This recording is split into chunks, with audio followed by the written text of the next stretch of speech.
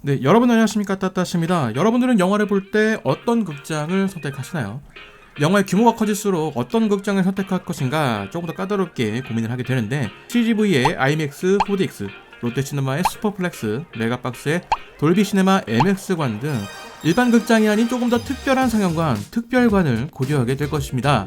그런데 이번 영상에서 소개해드릴 곳은 기존 극장과는 다른 조금 더 특별한 상영관이 되겠습니다.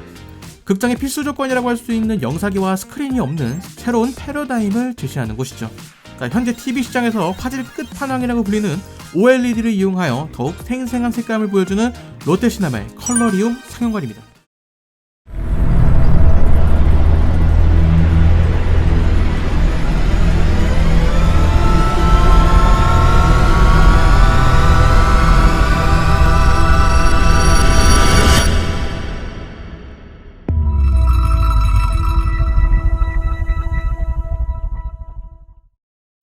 사실 OLED를 사용한 영화관은 기존에도 있었습니다. 롯데시네마가 운영하고 있었던 슈퍼 S가 바로 그것인데요. 슈퍼 S는 3S를 충족하는 상영관이다 라고 설명하고 있습니다. 스크린, 사운드, 시트의 퀄리티를 높였다는 것이죠.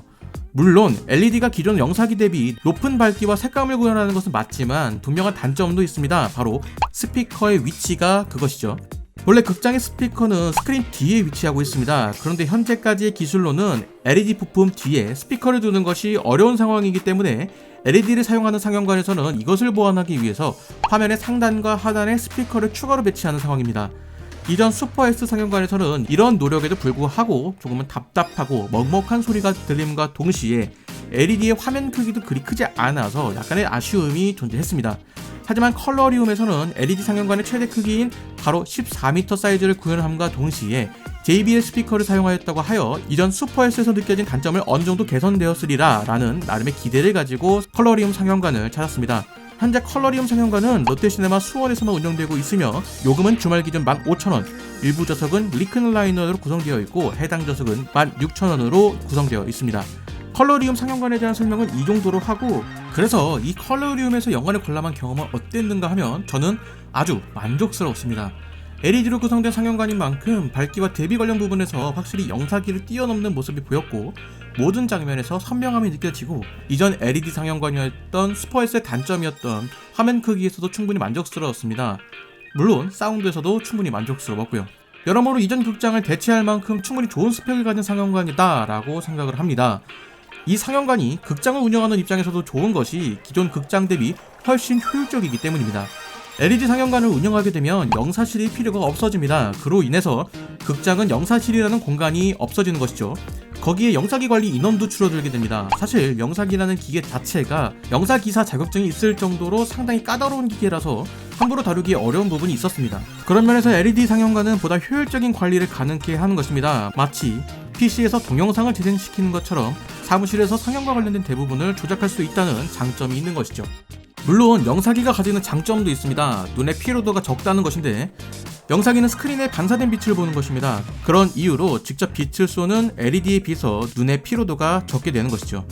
물론 현재 LED 기술도 눈의 피로도를 많이 줄일 수 있기 때문에 2시간 내외 상영에서는 큰 차이가 느껴지지 않을 수도 있습니다.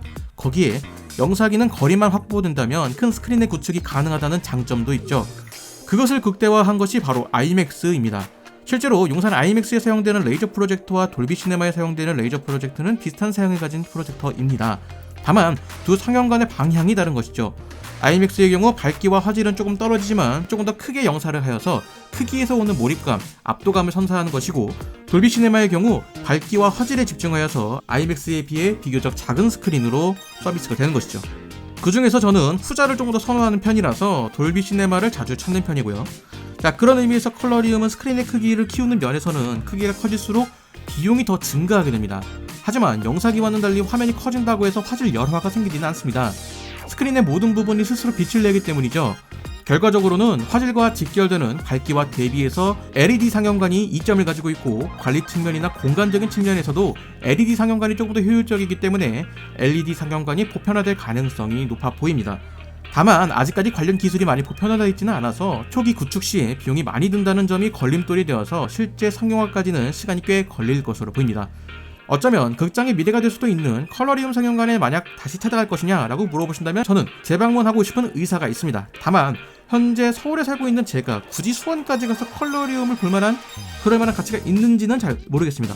저는 주로 대중교통을 이용하는데 대중교통을 이용해서 대략 한 30분에서 1시간 정도 걸리는 거리에 있다 라고 한다고 하면 전 자주 찾아가겠지만, 화질과 음질 관련해서는 조금 더 가까운 코엑스 돌비 시네마가 조금 더 좋은 모습을 보이기 때문에 굳이 컬러리움까지 찾아가지는 않을 것 같네요. 최근에 많은 극장들이 극장의 기본적인 설비에는 투자를 하지 않는 모습을 보입니다. 실제로 OTT를 비롯한 온라인 영화 서비스 시장에서는 4K를 심심치 않게 볼 수 있고, 넷플릭스와 더불어 최근에 출시된 애플 TV 플러스를 통해서 시청 환경만 맞는다면 돌비 시네마의 기술인 돌비 비전과 돌비 애트모스를 집에서도 손쉽게 즐길 수가 있습니다. 극장이 화질 면에서 압도하던 과거와 달리 현재는 극장보다 가정에서 조금 더 좋은 화질과 음질을 즐길 수 있는 환경이 되었다는 것입니다. 그래서 여건만 된다면 홈시어터를 구성하는 것이 극장보다 더 좋은 화질과 음질을 즐길 수 있는 좋은 방법이 될 것이죠.